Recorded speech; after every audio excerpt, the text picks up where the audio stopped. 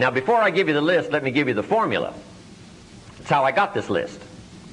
A little formula that my teacher, Mr. Schoaf, gave me when I was 25 years old. I've used it all these years. I also belong to a little group. We do business around the world. I've shared it with them. We all use it now wherever we go. It's a simple little formula, but I think you'll find it very valuable. Here it is. There's usually about a half dozen things that makes 80% of the difference. There's usually about a half dozen things that makes 80% of the difference. Great formula. Now, it's not exactly half dozen, it's not exactly 80%, but you get my concept here. Here's another way to put it. Keep looking for the few things that makes the most difference. For your good health, there's not 1,000 things you have to do. Not 1,000 things every day. I'm telling you about a half a dozen good health practices, and you'll take care of most of your health challenges. Okay? If you're going to set up an office, there's not a checklist of 500 things you need to look at every day. I'm telling you, there's about a half a dozen. A few things will take care of most of it.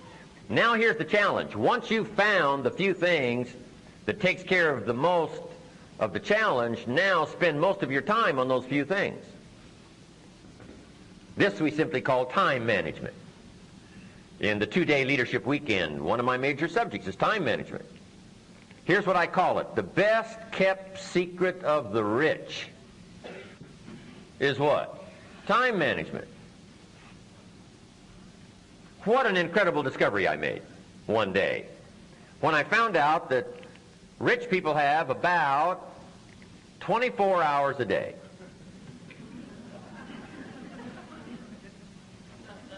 Right? And poor people have about what? 24 hours a day. Wouldn't that drive you mad till you found out what the difference was? How could you sleep nights till you found out what the difference was? Both have equal time, but an incredible difference in outcome. What makes the difference? Same time, but a totally different outcome. It's called time management. And here's part of it in a nutshell. Look for the few things that makes the most difference, then spend most of your time working on those few things. In our leadership series, here's what we learned. Here's why a lot of people don't do well. They major in minor things. They spend too much time on things that don't count. And what else? They spend too little time on things that would count. They've got the ratios mixed up.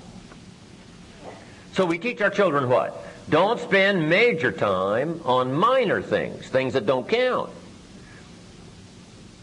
And don't spend major money on minor things, things that don't count.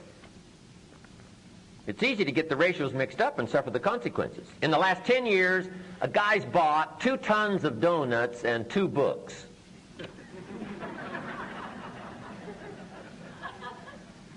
And he wonders why his life is devastated. Right away, we would come up with the answer, couldn't we? He spent far too much money on what? Donuts. Now, both donuts and books are okay, but this guy spent far too much money on donuts and not enough money on books. I'm telling you, that is the difference. The best kept secret of the rich. Don't spend too much money on things that don't count. Don't spend too much time on things that don't count. And don't spend too little time on things that would count. It's called the time management challenge. So, the few things, the half dozen, takes care of the big share of it. Good formula to use. Here's what we call these, half dozen few. Basics. Basics, fundamentals. If you're going to play basketball, right? You're going to be a pro someday. Hey, you got to master the fundamentals. Not 1,000 things. A few things you get very good at. Then you add your own flair and your own personality. But hey, if you want to do something extremely well and get well paid, you master the fundamentals and master the basics. Now, here's what's exciting about the fundamentals of life.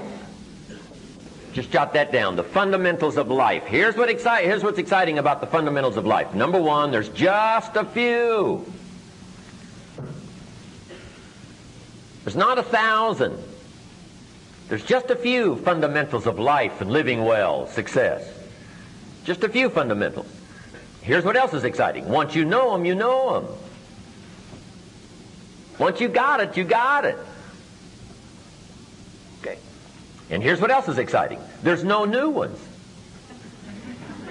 So you don't have to worry about being surprised. Because fundamentals are what? Old. 6,500 years of written history gives us the fundamentals of life. And these fundamentals are old. You got to beware of somebody who comes along with new truth. Say, no, truth is not new. Truth is what? Old. Old. Now, there might be a new way of looking at it, maybe a new way to apply it to the 20th century, but just because you've discovered it, it isn't called new truth.